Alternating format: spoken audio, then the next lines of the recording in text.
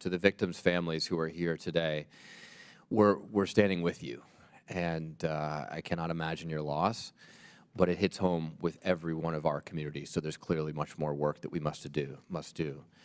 It's also clear that we can't just treat, punish, or imprison our way out of this crisis.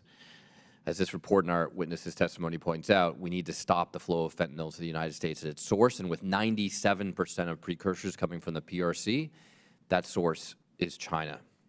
Now, one of the most shocking aspects of this report is the fact that it is PRC policy to actively support the export of fentanyl, and yet that's not shocking to me at all. Attorney General Barr, were you surprised?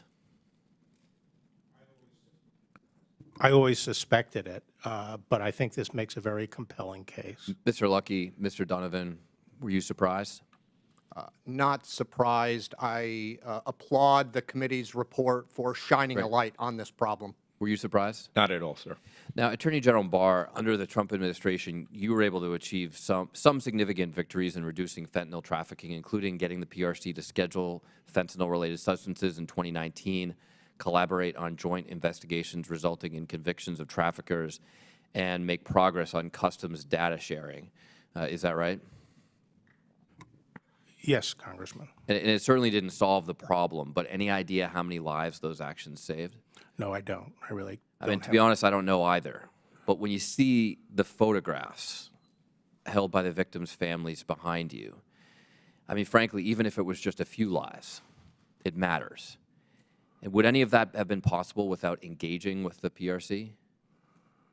No, Congressman. I think our priority was to get it scheduled, to get the analog scheduled, because the Chinese would keep on saying, well, they change a molecule and it's not illegal. So we wanted to take that argument off the table, and we did succeed in taking it off the table. Now, Mr. Donovan, the U.S. and China effectively stopped counter-narcotics cooperation from 2020 to 2023. During that window when we weren't talking, was there any progress made on the flow of fentanyl precursors out of the PRC? No, there was not. And finally, Mr. Luckey, let me ask you this. Since President Biden and President Xi agreed to reopen talks on fentanyl issues last November, have we seen the Chinese make any progress on this front? I have not seen any. I mean, I think the reality is actually they have. We have seen them do several things to crack down on fentanyl production and fentanyl export and improve intelligence sharing. So I totally disagree with you. I think this certainly has not solved the problem. But the fact that we have engaged with the PRC the same way that the Trump administration did has actually made some progress. And, the reality is we have a lively and productive debate on this committee about whether we should engage diplomatically with China at all. I'm certainly under no illusions that we can trust the PRC, that the PRC is acting in good faith, or that we can solve all of our problems through discussion. But there's a long history of both Republican and Democratic administrations engaging diplomatically with our adversaries, such as President Reagan and Kennedy's partnerships, path-breaking deals, rather, with the Soviets. So we should engage, even as we must be incredibly clear-eyed in doing so, because in this case, that engagement literally saves lives. Now, Attorney General Barr, is it true or not true that most fentanyl coming into the U.S. comes through official ports of entry? The last time I looked at that, that's the case. About 90% of fentanyl is interdicted at ports of entry, according to DHS.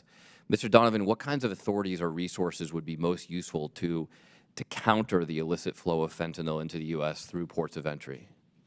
So obviously technology, more staff at the POEs, the ports of entry, would allow CBP and Border Patrol to interdict more narcotics into the country, although they do a significant, decent job as it is. There's a lot more that we can do. Once drugs get through the POE or ports of entries, and it's in the United States, law enforcement is working from behind. Yeah, no, I think that every single one of us understands here how important it is that we crack down on the border.